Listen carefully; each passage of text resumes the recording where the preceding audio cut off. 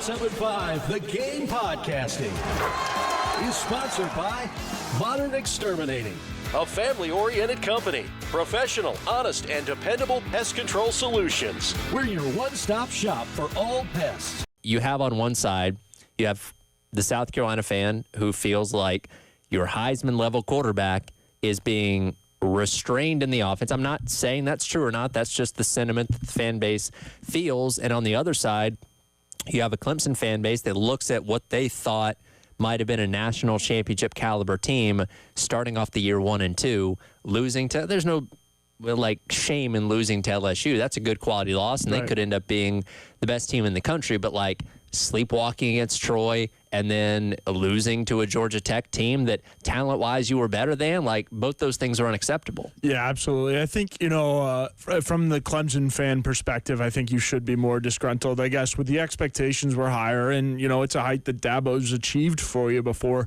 This, not to ding South Carolina, but, it's, it was a little over-optimistic to think that you were going to, make the playoff and then have success in it. I think the bar was making the playoff, and then you go from there. So I think this slow start, too, I think from a South Carolina perspective, from what you saw in the first 2 weeks, and then everything, the defense has played really, really well to this point, and they were just a little undisciplined against Vandy.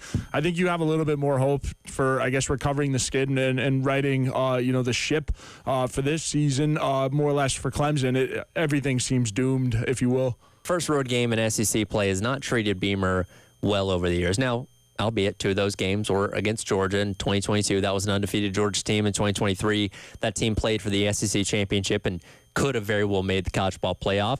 But you played a 7-6 Arkansas team back in 2022, and the one win that you had was last year when you went on the road in week number 2, and you beat what ended up being a pretty hapless Kentucky team. So all things considered, not the best reputation going on the road. And look, we know Beamer teams don't play their best early in the season. They play better in the later half of the season. But as I mentioned, you kind of have your back up against the wall. You can't afford another loss before the toughest part of your schedule gets here. Yeah, most definitely, Tyler.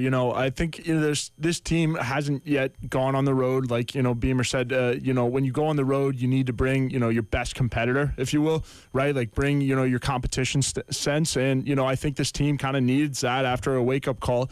They need to go into a hostile environment and, tap into that dog mentality, if you will, on the road. They're going to need to if they want to get this one done. Obviously we talk about how, how Missouri's not necessarily a pushover, if you will. They're going to keep climbing the rankings if they keep winning football games. And, this team is really talented, with Bo Pribula and whatnot. So you're, as Beamer said in that cut, you're going to need disciplined, focused football to get the job done up in Como.